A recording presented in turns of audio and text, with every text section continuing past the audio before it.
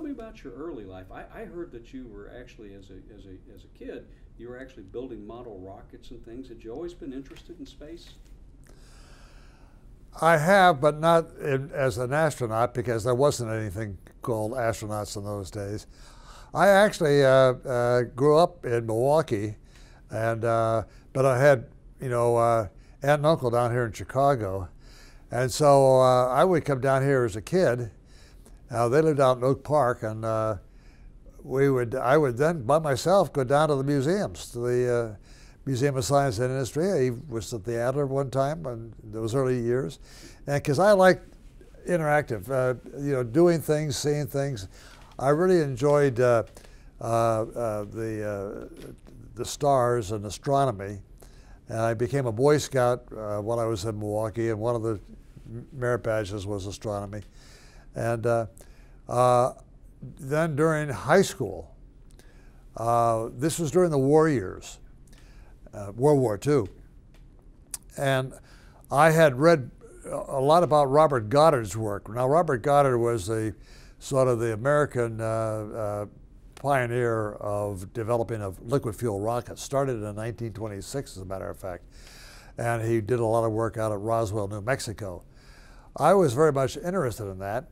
And then, of course, towards the end of the war, we learned about the German activity. In fact, I think we had on display one time a captured V2 engine that was going through Milwaukee. And so a friend of ours, a friend of mine, a classmate, and I decided to build some rockets. Now, model rocketry today is a really scientific hobby. I mean, they have all sorts of things you can buy at hobby stores, engines and propellants and things like that. But in those days, that was something entirely new. And we made one out of a mailing tube, built the engine out of a wood with a nozzle. We tried to duplicate what we had. I had some books on it. And the fuel was essentially gunpowder, but we mixed sulfur and potassium nitrate and charcoal, and the proper ingredients. Our our chemistry teacher sort of gave us a hand on that. He didn't do the actual work. He said, here's the ingredients that you need to have. And so we did that and packed it down with a sort of a filler that we had, real tight. And it worked, but I mean, a lot of times the filler got loose, and instead of having a rocket propellant going up, it would get so loose that it would sort of explode on its way up. And those days, I'm wondering why I didn't get hurt doing this kind of work. But that got me interested in rockets. This was back in 1945, 44, that era. When did you take your first airplane ride? I had one airplane ride when I was a youngster.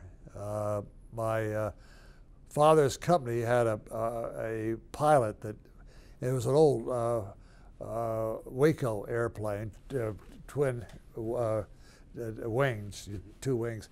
And they went around to the various cities that the company was involved in. And it came to where I was at that time, Lewiston, Pennsylvania. I was just a youngster.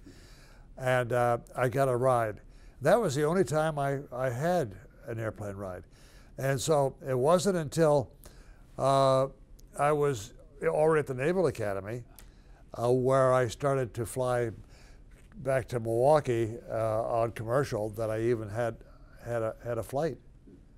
But my uncle was a graduate of the Academy out of the class of 1913, and became the 58th Naval Aviator. So although I never flew until I really, started going to Pensacola, he gave me all sorts of, talks and about naval aviation and things like that. So that made me very enthusiastic. When did you go into the flight program in the Navy? When did you start training? Well, as I got towards the end of high school, I really wanted to become a rocket engineer. And I had written to the American Rocket Society, which is now the AIAA, a huge affair, how I could become a rocket engineer. And essentially they said, well, there's no discipline specifically in that field in colleges, But if you take thermodynamics and mechanics and math and things like that, time will come where they'll all be good, so you can utilize those. And then at the end, he said, be sure you want to go to places like MIT or Caltech. To tell you the truth, I couldn't afford any of that. My father died when I was 12, and so I didn't know how I was going to go to college. And then there was a program for the Navy to recruit naval aviators, because just after the war, more naval aviators left the service than the Navy expected. So suddenly there was a shortage. And so an admiral by the name of Holloway started this Holloway program of sending college or high school students that had very good grades down to Pensacola for 2 years of flight training, then out to sea as midshipmen. And then after about 6 months of that, if they qualified, they'd become an ensign, and then they would send them back to their last 2 years of college. It was a great program. And so I volunteered and I was accepted. And I went down to Pensacola to start becoming a naval aviator, following my second goal. I couldn't get into school to really become interested in rockets, and so I became a naval aviator. But I only went through pre-flight when I got an appointment to the Naval Academy, because my mother wanted me to get my education all at one time. So I left that program, went to the Naval Academy, graduated, 52, but because I had started into aviation, they put me right back into training, and I got my wings in 1954. What were you flying? Pardon? Did you go out to the carriers at that point, or? Yes, what I did was I was one of the first people that got into jet training too. So I was assigned to a large squadron out in California, Moffett Field, and they trained night fighter teams. Now, I was a rookie out there. Most of these people that are training for night flying off of carriers are second tour pilots, because night flying off carriers had not yet been perfected in the early 50s. Most of the squadrons flew in the daytime, and then they settled down at night. But they did need some support at night, and so they only sent teams out for that. About 4 airplanes, 5 pilots, about 30 enlisted as a team. And I got on one of those teams, and fortunately I got through it okay, but I mean, it was quite an adventure for me, being a rookie. And when I got back, the squadron actually changed its mission. Instead of taking teams out for night work, they became what we know as a replacement air group squadron. They got all the new airplanes in that the Navy was now getting, and they were training the skippers and the execs and the maintenance people and the operations people, about 4 people of each squadron, how to fly these new airplanes. And then they would go down to their squadrons and teach the rest of the squadron how to fly the airplanes. And I ended up being an instructor in these new airplanes, which was really, really an enjoyment to fly all these new airplanes and then instruct on them.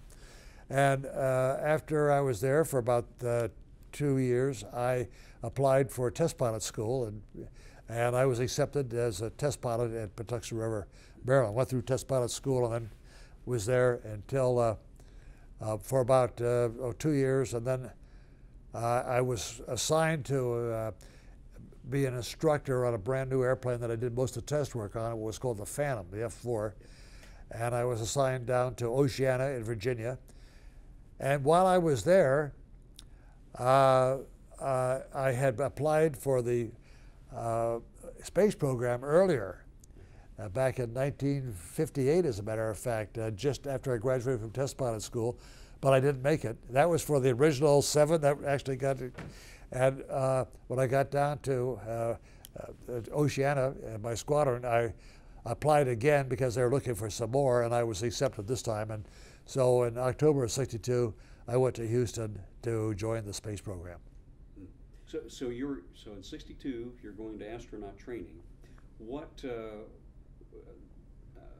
they were gearing up for? They were gearing up for the moon race, of course. Kennedy had kind of drawn the line in the sand on that. what would there?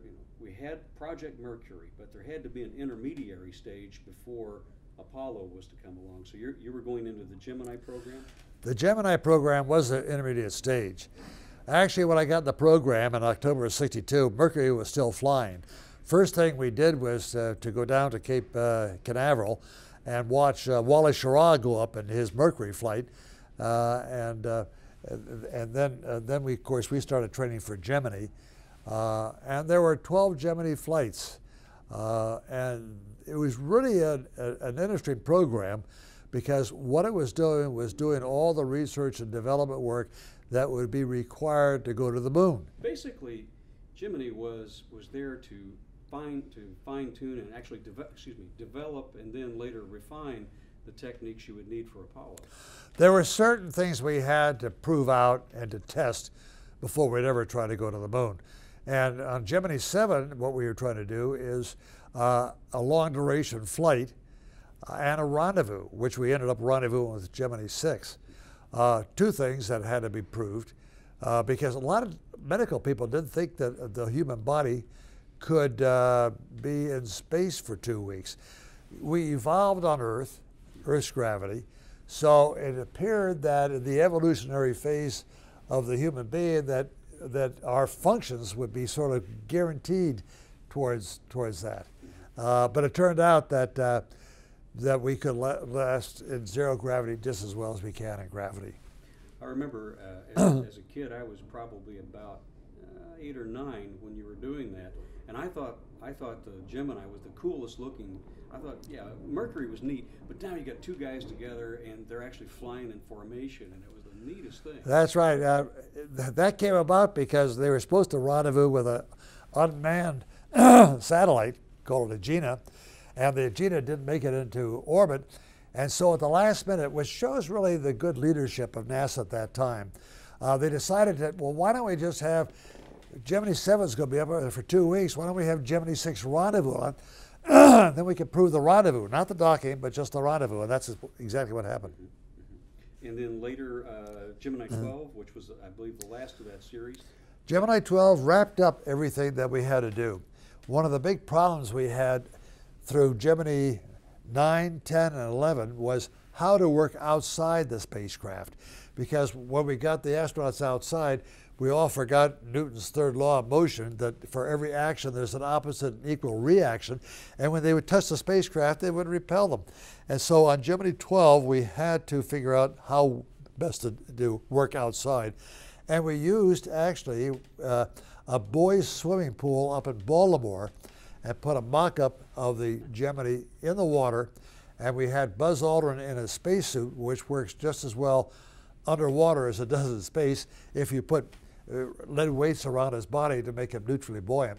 And that's how we found out the techniques to work in zero gravity, which of course now in our shuttle program you saw people all the time working outside the orbiters.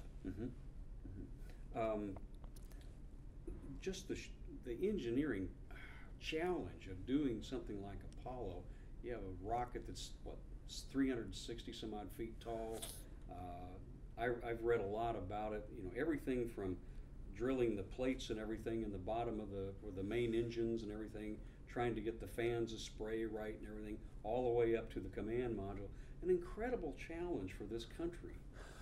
That's right. The Apollo program was really a triumph of thousands of people and hundreds of companies who got a mandate, a commitment that President Kennedy said we'll go to the moon by the end of the decade, and working together and making sure that everything fit. I mean, there's all sorts of major companies that had to put their vehicles working together on top of a booster that had to make sure it was working, and it had thousands of parts all working together. And so it is really, I think, in the 20th century, one of the greatest accomplishments that this country had done. There were several test flights on the Apollo series, of course, after the fire that was so tragic. Why did they decide to do the all-up testing like that as one approach? Well, that was a concept I think that the NASA hierarchy decided to do. Von Braun was an advocate of all-up testing. But the actual flight of 8 who was not going to go to the moon at that time.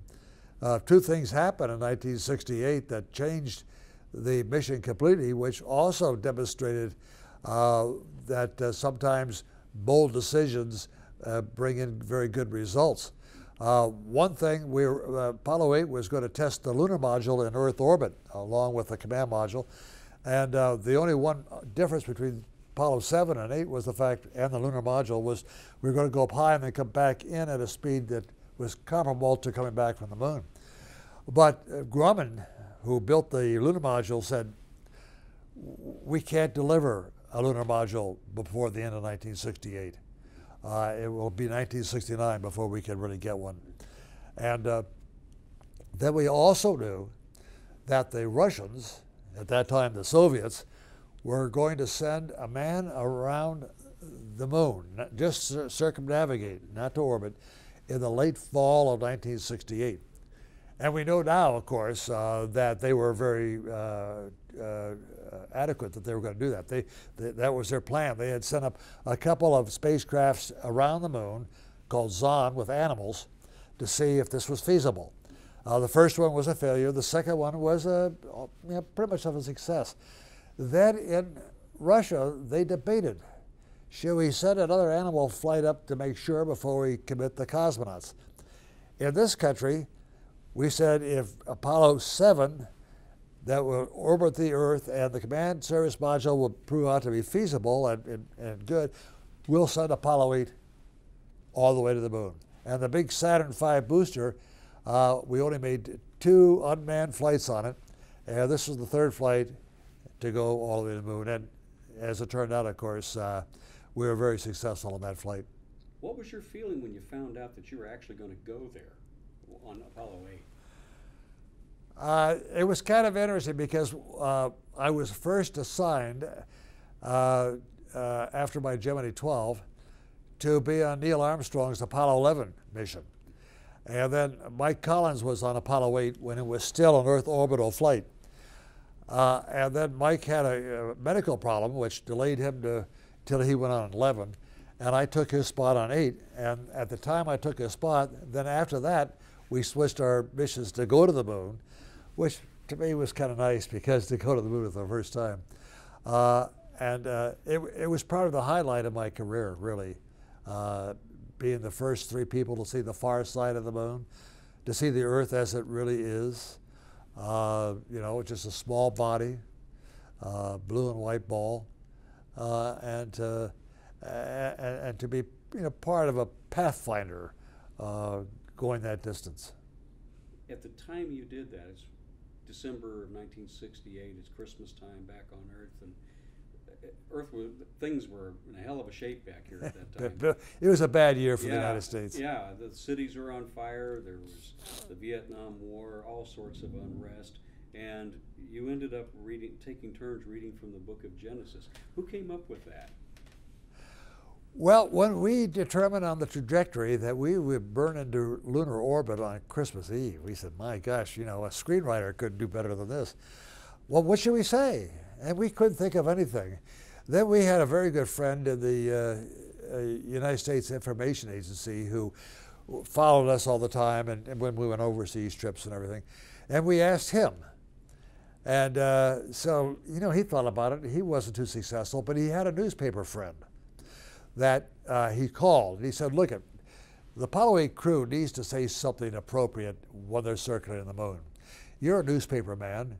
You should come up with, good words to say. So this fellow, I think his name was Leighton, started to write down what he could do. Spent most of the evening trying to do that. It was about midnight, and he still hadn't come up with anything really appropriate when his wife came downstairs and said, what are you doing? And he gave her the story about what he was assigned to do. And she said, why don't you tell the crew to read the first 10 verses of Genesis from the Old Testament? Because that is the basis, not just of the Christian religion, but the Islam and also the Jewish religion. And it would impact most of the people who would be tuned in listening to them. And so that's how it came to pass. Wow. Love that. Of course, 11 actually landed. think the whole world was up that night watching. I was Neil's backup. Yeah. So I was very diligently looking to see how well he was, you know. In the end, he did pretty well, didn't he? He did very good, yeah. Yeah. It's so sad having, as we're talking here, his passing was so recently. Yes, really, Neil's passing was a real shame at this particular time. You know, I look at it really that, you know, it sort of closed the book on the Camelot of manned spaceflight for this period. That was a certain period there that yeah, I don't think is going to be relived. The excitement, the thrill, how the people of the world suddenly, especially the young people, how they took to space flight and how they became interested in becoming astronauts and what they were doing. I want to get back to that in a moment, but I think you're right. It's hard to gin up that kind of excitement with what people can do and see these days. But on to Apollo 13. What was the goal of that mission? It was obviously not carried out the way you thought, but what was the original purpose of that mission? What were we supposed to look Well, the first two flights landed on the moon in the flat areas. And we did that specifically to give them the greatest chance of survival, not knowing really what was there. But we brought back material from those two flights. And now the scientists really said, look, we want a mission to go into the hills of the highlands of the moon because the reflectivity is much brighter there. The material might be different. We know there's ejecta thrown up by volcanism in the early stages of the moon's history, or meteorites hitting that area, and it'll leave a lot of that stuff on the ground, and that could tell us about the interior of the moon. And so we were designated to go to a place called Fra Mauro, a large crater in about the center of the moon, to land alongside of it in the hills of the highlands surrounding that crater. When did you know something went wrong? When you were on your way out? He was doing the stirring of the cryogenic tanks, and what was it? Were you asleep at that point, or where were you on the ship? No, we had just finished a TV program, broadcasting it to Pope folks back here on Earth, and it was at about 55 hours. I could almost tell don't know the minutes and the seconds, but 55 hours in the flight time that this occurred. And we didn't know exactly what happened. We heard a large bang. We thought at first we lost one of our batteries. Sometimes the battery produces, you know, an explosive gas. But it wasn't until I saw the oxygen escaping from the rear of my spacecraft and looked at the needles on my quantity gauges of oxygen that I knew that we were in deep trouble. How much training or preparation had you had up to this point for a scenario like you encountered? Well, we trained for a lot of failures, but this was a failure of all failures because it was not just one failure. I mean, we lost 2 oxygen tanks, 3 fuel cells, computer went off the line, lost the communications for a while.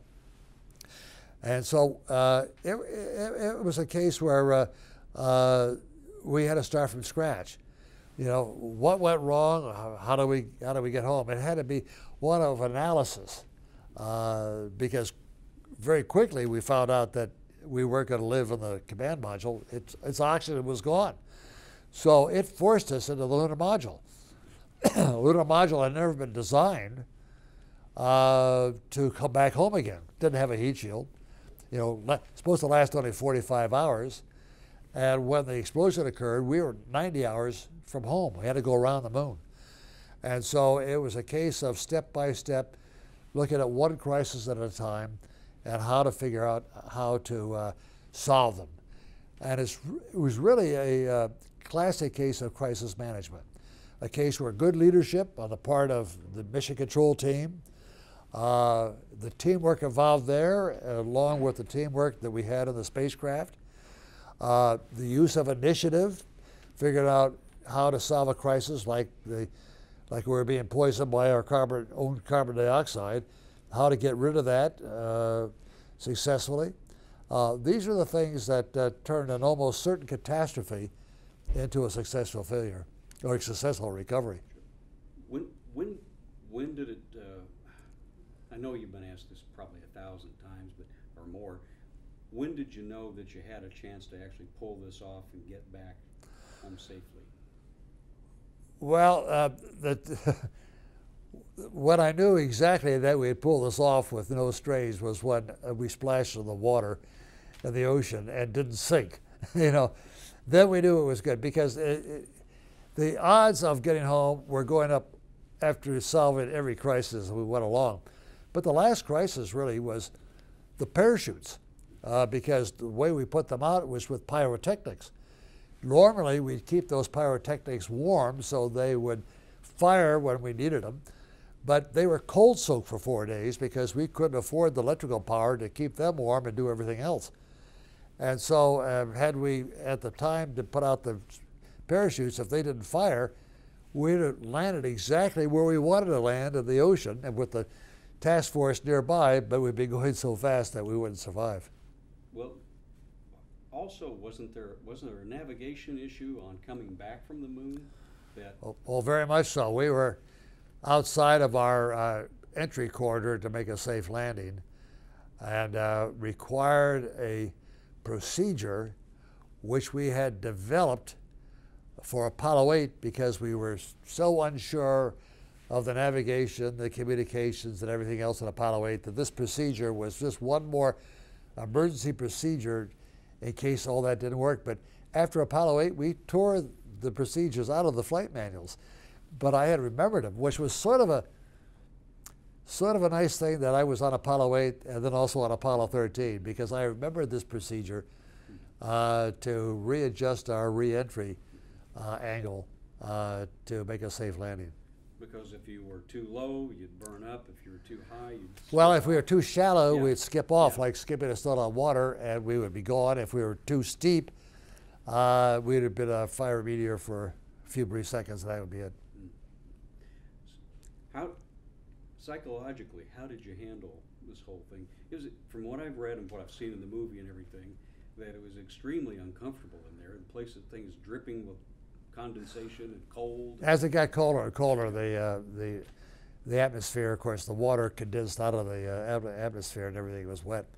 Well, you know, we had no alternative. I mean, we could have bounced off the walls and panicked for 10 minutes and we'd be right back where we started from. So we said, well, what do we have? What's going on? And can Mission Control help? Yeah. And of course they did. Yeah. And there was a lot of support going on. They had, was it the same, all the same engineering, all the same gear down there, and they were trying to see what it would do in the situation. That's right. They tried to figure out the procedures to use, and they were very helpful in getting that one procedure to speed up to get back home again after we left around the moon. When you splashed down, what was the feeling on board? Huge sigh of relief. I'd like to see that water over the window, and when the scuba guys came over and it knocked on the window, you know, we're very happy. No doubt. Got to ask about the movie. It was one of the best ones I've seen. How close to the reality of what you experienced were they able to capture? The movie was very accurate. All the incidents were true. Well, there's one that was not true, and that was the argument sometime in the middle where, you know, they argued about who threw the switch and things like that. And we as a crew argued that that was never in the real thing. The crew, or the cast, was reading the air-to-ground transcripts and told the director, hey, this was not in the real thing. Why are we putting it in?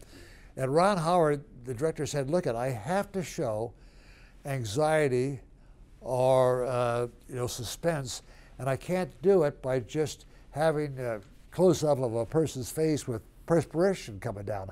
I have to have some sort of an oral confrontation. And so based on that, knowing that, you know, he wanted to show the anxiety of the crew and the being tired, we said, okay, put it in. Other than that, everything in that movie was true.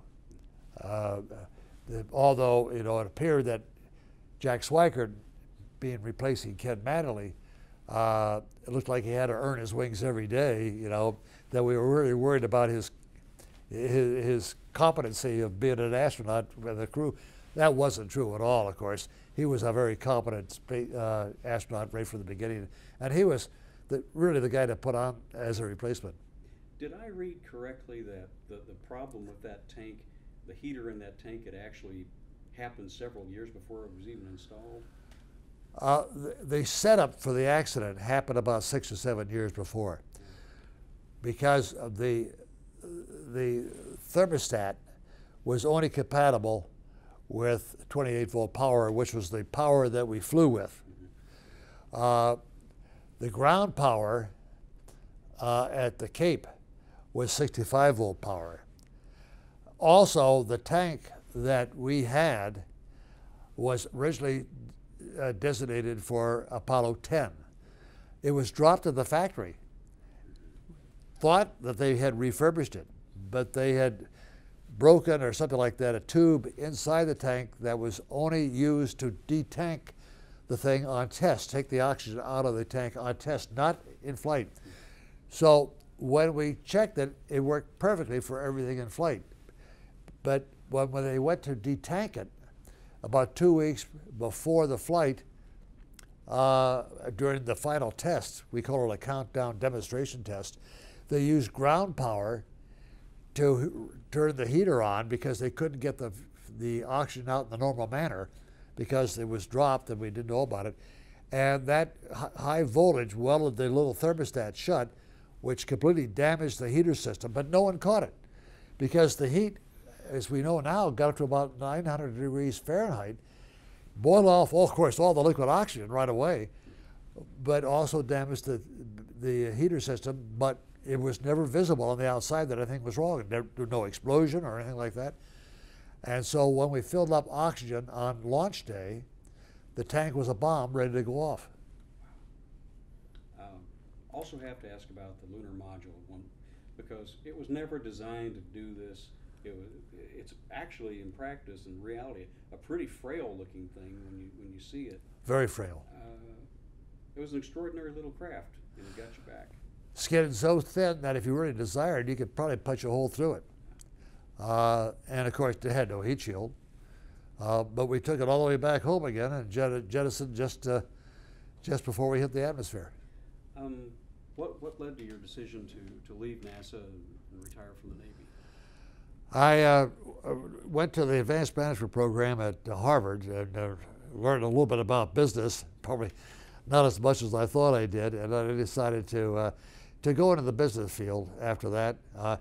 And I looked at the following career in the Navy, but I kind of figured that if I was on the selection board and there was Lovell on one side who spent 11 years with NASA, and here's another fellow that had 2 tours of, you know, the Navy and various naval schools and colleges, who would I select for admiral? I had been a captain for 7 years.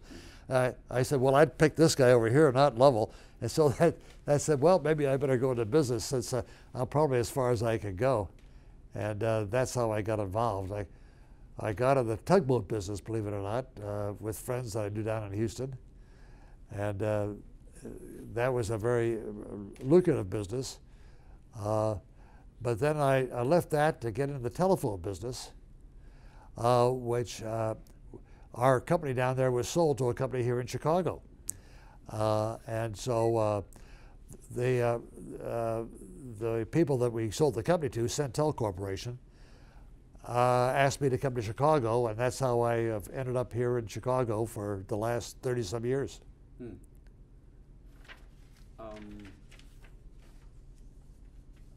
So much has happened in the last few years with NASA. At the moment, we don't have our own way to get into space or back.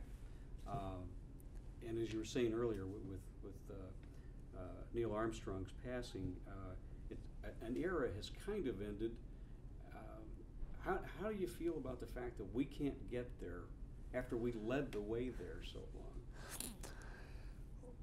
Well, you're looking at sort of the loyal opposition.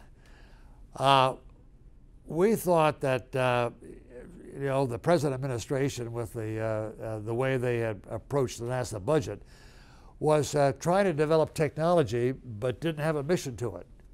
And we thought that the NASA should really designate a mission and then figure out the technology to accomplish that mission, whether to go back to the moon, which we thought would be the next feasible step, because Apollo didn't even scratch the surface of the moon. And we had never been on the far side.